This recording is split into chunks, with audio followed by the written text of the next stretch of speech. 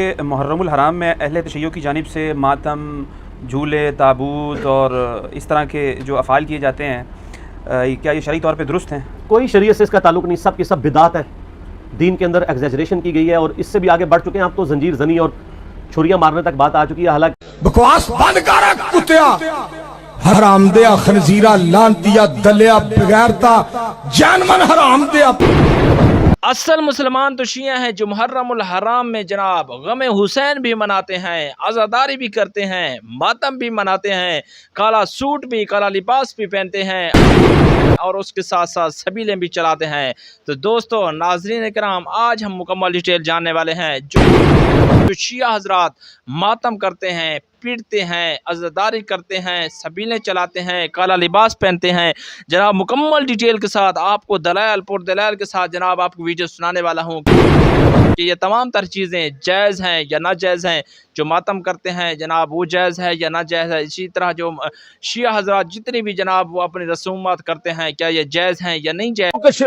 یزید نے اہل بیت کے ساتھ یہ کیا، شرم آنی چاہیے. تم سب سے بڑے کتے ہو، بدماش ہو، کمینے ہو. تمہارے جیسا اہل بیت کا دشمن نہ پیدا ہوا ہے نہ پیدا ہو سکتا ہے. دوستو، آج سنانے والا ہوں مکمل ڈیٹیل کے ساتھ آج ماتم کے شرعی حیثیت کیا ہے، ماتم کرنا شریعت میں کیا جائز ہے، ماتم کرنا قرآن و حدیث سے ثابت ہے، ماتم کرنا کیا جناب یہ کس کی جناب جو ہے نا سنت پر عمل کرتے ہیں یا کسی کی بد دعا لگی ہوئی ہے شیعوں پر. یہ اسی طرح قیامت تک پیٹتے رہیں گے.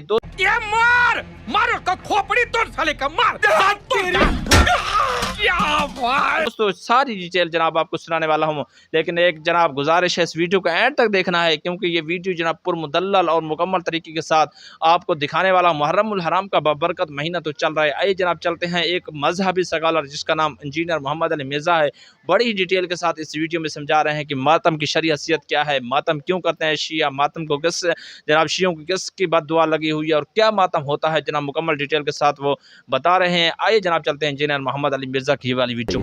باقی جو خلاف شرع ایکٹیویٹیز ہیں وہ نہیں ہونی چاہیے.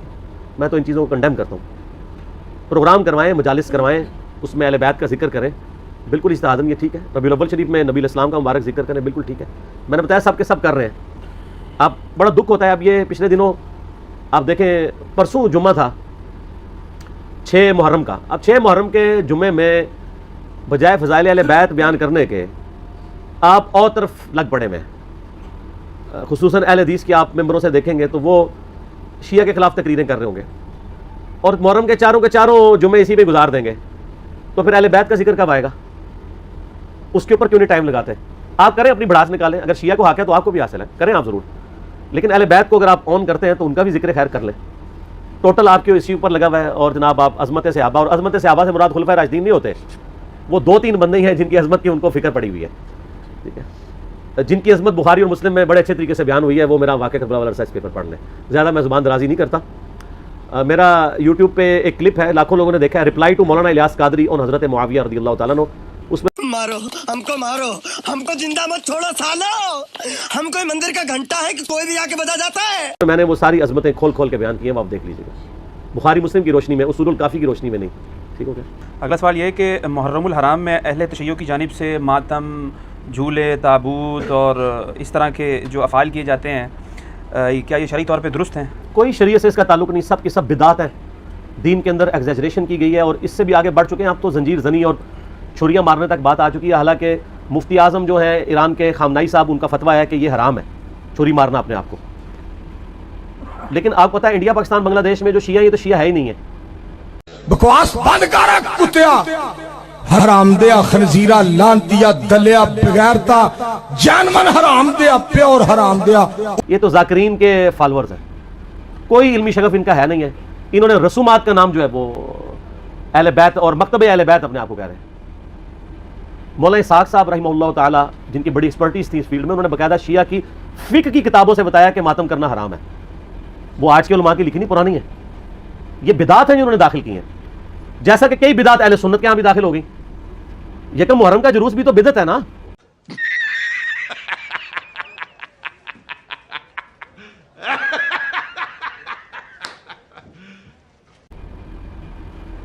اگر 10 محرم کا بدعت نکالا ہوا انہوں نے، پروگراموں کے میں خلاف نہیں ہوں، آپ کریں، سارے خلفائے راشدین کے پروگرام کریں، لیکن سڑکیں بلاک کر کے لوگوں کو تکلیف میں ڈالنا، مریض ہاسپٹل تک نہ پہنچ سکیں، بچے اسکولوں تک نہ پہنچ سکیں، اور اس طریقے سے یہ معاملات کو کرنا یہ نہیں ہونا چاہیے. آپ کنٹرول انوائرمنٹ کے اندر کسی گراؤنڈ میں سرمنی کریں، کسی مسجد میں کریں، کسی امام بارگاہ میں کریں، ضرور کریں. لیکن یہ جو باقی جو چیزیں، یہ جھولے اور ذوالجناح کے جلوس نکالنا اور یہ پنجے اور اس کے نیچے سے گزرنا، اور پھر آج کل تو گھوڑوں کو دفنا بھی رہے ہیں. گانڈو گانڈو اس کو بخار، ارے بخار نہیں ہے، اس کے گان میں کوئی چیز بڑھ گئی ہے. ٹھیک ہے، تو یہ سب کے سب بدعات ہیں دین میں داخل کی ہیں، اور اس کی وجہ سے شیعہ کی ان ایکٹیویٹیز نے یعنی مکتب اہل بیت کو نقصان پہنچایا ہے. بجائے کہ ان کی تعلیمات کو سامنے لایا جاتا، ان لوگوں نے ان معاملات میں ڈالنا شروع کر دیا. ماتم بھی بالکل حرام ہے. میں نے یوٹیوب پہ میرا کلپ آلموسٹ 20 لاکھ کے قریب لوگ دیکھ چکے ہیں. ماتم کے حق میں شیعہ کے 3 دلائل، میں نے اس کا جواب دیا، اور اس میں جو ایک ٹاپ آف دا لسٹ یہ پیش کرتے ہیں، میں حصول برکت کے لیے عرض کر دیتا ہوں. بلکہ میں اگلے دن ایک شیعہ عالم کو دیکھ رہا تھا، تو وہ دنیا ٹی وی پہ ایک پروگرام تھا، اس پہ بیٹھ کے وہ کہہ رہے تھے کہ جی پہلا ماتم تو سیدہ عائشہ نے کیا ہے. ٹھیک ہے جی، نام میں نہیں لیتا، آپ سب کو پتا ہے کیونکہ نام والی پالیسی اب نہیں ہے. تو اب اس بیچارے کا بھی قصور نہیں ہے، اس نے اپنے بابوں سے یہ سنا ہوا ہے. اس نے مسند احمد خود کھول کے بھی نہیں کبھی دیکھی ہوگی، سنی انہوں نے نہیں کھولی بھی، تو اس بیچارے نے کہاں سے کھولنی ہے. جی دوستو، اگر انجینئر محمد علی مرزا کی باتیں اچھی لگ رہی ہیں ماتم کے حوالے سے، یہ دیکھیں جناب عورتیں بھی ماتم کرتی ہیں شیعہ میں، اور انجینئر محمد علی مرزا نے زبردست چھترول کی ہے شیعوں کی. جناب اس وقت دیکھ لیں کہ انہیں ماتم کی شرعی حیثیت بتا رہے ہیں، اور ویڈیو اچھی لگ رہی ہے تو جناب چینل پر نئے ہیں، چینل کو سبسکرائب کر دینا ہے لازمی طور پر، اسی طرح کے آپ کو ویڈیو ملتی رہے. آگے جناب ملاحظہ فرمائیں ویڈیو. جن کی اپنی کتاب ہے، ہم نے بہت پہلے ریکارڈنگ کرا دی کہ مسند احمد میں آگے الفاظ ہیں. سیدہ عائشہ کہتی ہیں، اتنا حصہ تو بخاری مسلم میں موجود ہے کہ نبی علیہ السلام کی وفات میری گود میں ہوئی. تو سر اس سے سیدہ عائشہ کی یہ فضیلت تو ثابت ہوئی کہ اللہ تعالیٰ نے اپنے محبوب صلی اللہ علیہ وسلم کو سیدہ عائشہ کی گود میں وفات دی، تو یہ فضیلت بھی تو ثابت ہو رہی ہے نا. تو یہ بھی فضیلت پھر مانے نا. جیسا کہ اہل حدیث جب وہ موضوع پہ مسح، جرابوں کے مسح کی بات شروع کرتے ہیں تو کہتے ہیں وہ تو بخاری مسلم میں پگڑی پہ مسح کی بھی حدیث ہے.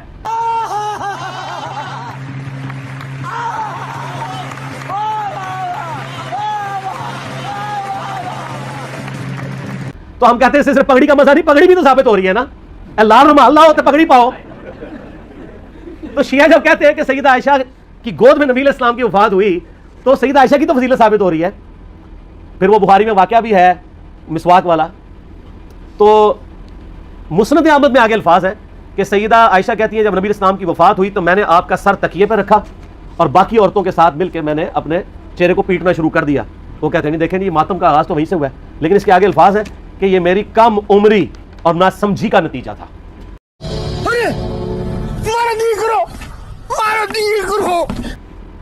تو اگر یہ انہوں نے ثواب سمجھ کے کیا ہوتا تو کہتی کہ یہ میری میچیورٹی اور ثواب کے حصول کا ذریعہ تھا. تو سیدہ عائشہ کا رجوع ثابت ہے. یہاں پہ بھی ایک دفعہ جن دنوں میں ہم مناظرے وغیرہ کر لیا کرتے تھے، یعنی آج سے 10 سال پہلے کی بات کروں، تو ایک شیعہ ذاکر آئے تو وہ بھی کتاب اٹھا کے اپنی لے آئے کہ جی یہ سیدہ عائشہ نے. میں نے کہا یار تمہیں بھی دھوکہ دیا کہ ہم مسند احمد کھول کے آپ کو دکھاتے ہیں، یہ تو ہمارے حق میں دلیل ہے. تو یہ آدھی روایتیں بیان کرتے ہیں. تو سیدہ عائشہ کا کوئی ماتم ثابت نہیں. دوسری دلیل یہ وہ قرآن پاک سے لیتے ہیں کہ جب فرشتوں نے آ کے بشارت دی سیدنا ابراہیم کی جو پہلی بیوی تھی سارہ کہ ان کے ہاں بھی اب اولاد ہوگی، تو انہوں نے حیرانگی میں اپنا چہرہ پیٹا تھا. جیسے عورتیں کہتی ہائے اب بڑھاپے میں ایک 80-90 سال کی بڑھیا پریگننٹ ہو جائے تو وہ تو پریشانی ہوگی نا.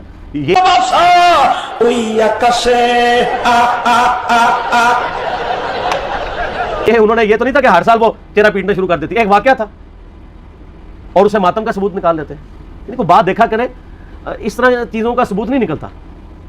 اور تیسرا وہ کہتے ہیں ویسے کرنی نے دانت توڑ دیے تھے. دیکھیں اس میں تو میں نے اتنی بڑی ان کو پھکی دی ہے کہ وہ تو قیامت تک بھی ڈکار آتے رہیں گے اس کے. ہاں میں نے بتایا کہ بخاری مسلم دونوں میں موجود ہے کہ سہل ابن سعد السعدی رضی اللہ تعالیٰ عنہ کہتے ہیں کہ اللہ کی قسم میں جانتا ہوں کہ غزوہ احد کے موقع پہ جب نبی صلی اللہ علیہ وسلم کے دانت شہید ہوئے تھے اور آپ کا خون نہیں رک رہا تھا تو کس نے نبی علیہ السلام کے زخم کو دھویا تھا اور کس نے مرہم پٹی کی تھی. تو انہوں نے بتایا کہ ڈھال میں سیدنا علی جو ہے پانی لے کر آئے اور ڈھال کو الٹا کریں تو پیالہ بن جاتی ہے. تو سیدہ فاطمہ اس زخم کو دھوتی تھی اور جب خون نہیں رک رہا تھا تو سیدہ فاطمہ نے ایک کاٹن کا کپڑا جلا کے اس کی راکھ رکھی تو خون رک گیا. یہ سہل ابن سعد السعدی آل امیہ کے دور میں سیدنا علی کی فضیلت بیان کیا کرتے تھے بخاری مسلم میں قسمیں اٹھا اٹھا کے، کیونکہ حج کے موقع پہ لوگ ان کو آ کے ملتے تھے کہ اب چند ایک صحابہ زندہ رہ گئے ان میں سے ایک ہی ہیں. تو وہ پھر آل امیہ کے دور میں مولا علی کے فضائل بیان کرتے تھے. تو میں نے یہ پکی دیا کہ جس شخصیت کے سامنے دانت شہید ہوئے ہیں اس نے تو اپنے دانت نہیں توڑے. زیادہ افیکٹ تو اس بندے پہ ہو جس نے اپنی آنکھوں کے سامنے مرہم پٹی کی، یعنی سیدنا علی اور سیدہ فاطمہ انہوں نے دانت توڑے دونوں نے. کیا تو کیا ویسے کرنی کو آپ ان سے بڑا عاشق رسول کہیں گے؟ تو اپنے ایمان کی فکر کریں. یہ تو ویسے کرنی اس تصور سے خود بھی کہاں اٹھیں گے. المستدل علاقے میں موجود ہے کہ سیدنا ویسے کرنی رحمہ اللہ تعالی جنگ صفین کے موقع پر مولا علی کے پاس آئے, ان کے ہاتھوں پہ بیعت کی اور معاویہ بن ابی سفیان کے خلاف لڑتے ہوئے شہید ہوئے ہیں مولا علی کی طرف سے. یہ المستدل علاقے میں موجود ہے. تو جو شخص خود علی کا مرید ہے اس کو آپ جو ہے وہ علی سے بڑا عاشق رسول ثابت کریں گے. جعلی واقعات ہیں, صوفیاء نے پھیلائے, شیعہ نے بھی ہاتھوں ہاتھ لے لیے. اس سے بڑی بات پھر کہنا شروع کر دیا کہ جناب کیلا ویسے کرنے کے لیے نازل ہوا ہے. اور ظالموں, وہ کیلے کا ذکر قرآن میں موجود ہے. کیلا پہلے ہے, اللہ دے بندے ہو گپے مشہور کی ہوئی ہیں. اور لوگ آج کل وہ کہتے ہیں دانتوں میں درد ہو تو آپ ویسے کرنی کہ 2 نفل پڑھ لیں, یہ کر لیں. سر دانتوں میں درد ہو تو کسی ڈینٹسٹ کے پاس جائیں. ہو سکتا ہے اندر سے کوئی ہاڑ کھائی گئی ہو, آپ کی کوئی کیڑا لگ گیا ہو, کوئی صفائی کروائیں, کوئی اس کی آپ روٹ کنال کرنی ہو سکتا ہے اس کی کیپنگ ہو. ٹھیک ہے, یہ اس طرح کی کہانیاں نہ کرایا کریں. ہاں مسواک بھی کریں, وہ تو کرنی چاہیے جی, اس کی تو تاکید ہے. ٹوتھ برش بھی کرنا چاہیے. ٹھیک ہو گیا, صحیح ہے جی. اس سے یہ پوچھنا تھا کہ ویسے کرنے کی سنت پہ عمل کرتے ہوئے دانت بھی موجود ہیں, کیلے بھی موجود ہیں. ہاں جی, کیا مطلب؟ اگر اب ویسے کرنے کی سنت پہ عمل کیا جائے ہاں پاسبل ہے. ہاں بالکل صحیح بات ہے. یہ مشورہ دے رہے ہیں کہ جو ویسے کرنے کی دلیل لیتے ہیں وہ ان کے دانت توڑے, اپنے کیلے ان کے لیے موجود ہیں. بالکل ٹھیک. ایک حوالہ بتا دوں یہ علمی لوگوں کے لیے, یہ ایک شیعہ بھائی ہیں نادر زبیری نام کے, rivalikalislam.com کی ویب سائٹ ہے. انہوں نے اس میں پورا آرٹیکل دیا ہے جس میں انہوں نے ثابت کیا کہ شیعوں کے پاس کچھ بھی نہیں اس معاملے میں, سارا صوفیوں سے لیا. ہاں لیکن شیعہ اس کو مانتے نہیں ہے نا, اس لیے ان کا حوالہ ہم کوٹ نہیں کر سکتے. نادر کو وہ کوٹ ہی نہیں کریں گے. جس طرح ڈکو صاحب کا ہم حوالہ دیں, وہ کہتے ہیں ڈکو تو وابی ہے, وہ کہتے ہیں وابی شیعہ ہے. تو شیعہ کو وہی حوالہ دینا ہوگا جس کو وہ اون کرتے ہو, جس طرح میں نے خامنائی صاحب کا کیا, ان کو وہ اون کرتے ہیں نا. اس طرح کا تو جو بھی بات کرے گا اس کو تو نکال کے پرے مارتے ہیں. جیسے اب اہل حدیث کو مولانا اسحاق صاحب کا حوالہ تو نہیں دیا جا سکتا, کیسے دیں؟ ٹھیک ہے, وہ انہوں نے نکال دیا ہوا ہے. ٹھیک ہو گیا. اچھا, اگلا سوال یہ کہ محرم کے مہینے میں عموماً جو ہیں وہ سنی اور شیعہ بھائیوں کے درمیان جو ڈیبیٹس ہوتی ہیں, ڈسکشنز ہوتی ہیں, تو وہ جو ہیں اہل سنت ہیں وہ اہل تشیع بھائیوں کو رافضی کہہ رہے ہوتے ہیں, اور جو اہل تشیع ہیں وہ اہل سنت میں ان کو ناسبی, خارجی, یزیدی کہتے ہیں. تو یہ جو اصطلاح ہیں یہ آپس کے ٹسل میں ہی ڈیوائز ہو گئی ہیں یا یہ واقعتاً کوئی پیچھے سے اس کا؟ دیکھیں اصطلاح تو اپنی اصل میں موجود ہے, لیکن اس کی امپلیمنٹیشن جو ہے نا وہ غلط ہو رہی ہوتی ہے. اپنے مقاصد کے لیے, پیٹ کے لیے ہو رہا ہے سب کچھ. ناسبیت کی اصطلاح شروع سے موجود ہے, رافضیت کی شروع سے موجود ہے. نسب عربی زبان میں کہتے ہیں کھڑا کرنے کو. ناسبی وہ لوگ ہیں جو سیدنا علی کے مخالفین تھے, ٹاپ آف دا لسٹ اس میں خوارج تھے, جو بغض رکھنے والے تھے. یا اہل صفین, اہل جمل کو میں نہیں کہتا کیونکہ اہل جمل تو بیک فوٹ پہ چلے گئے تھے. اور دوسری طرف ناسبی کے اگینسٹ جو ٹرم یوز ہوتی ہے وہ رافضی ہیں, جو سیدنا علی کی شان میں غلو کرتے ہیں. ظاہر ہے سر, جب آپ 60 سال تک ممبروں کے اوپر سیدنا علی پہ لعنت کروائیں گے تو دوسری طرف سے بھی ریونج آئے گا. وہ حضرت علی کو بڑھائیں گے اور پھر وہ ہر اس بندے کو رگڑے میں لے آئیں گے جس سے آپ محبت کریں گے. جیسا کہ غلام احمد قادیانی دجال کرتا تھا, جس سے اس کی لڑائی ہوتی تھی نا, اس کے بزرگ کو گالیاں دیتا تھا, چاہے وہ اس کا اپنا بزرگ بھی ہو. یعنی مجھے بتائیں اگر ہمارا عیسائیوں سے دشمنی ہوگی تو کیا ہم حضرت عیسیٰ کی توہین شروع کر دیں گے؟ لیکن قادیانی چونکہ اس کا ذہنی توازن ٹھیک نہیں تھا, وہ یہی کام کرتا تھا. میں نے پچھلے دنوں میرا جو ایک کلپ چڑھا ہے غلام احمد قادیانی یزیدی, اس میں نے حسین ابن علی کی جو اس نے گستاخیاں کی ہیں وہ دکھائی ہیں.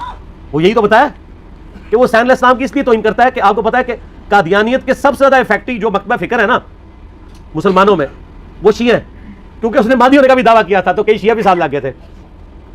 اور دوسرے نمبر پہ عیسائی ہے, کیونکہ اس نے مسیح موعود ہونے کا دعویٰ کیا تھا.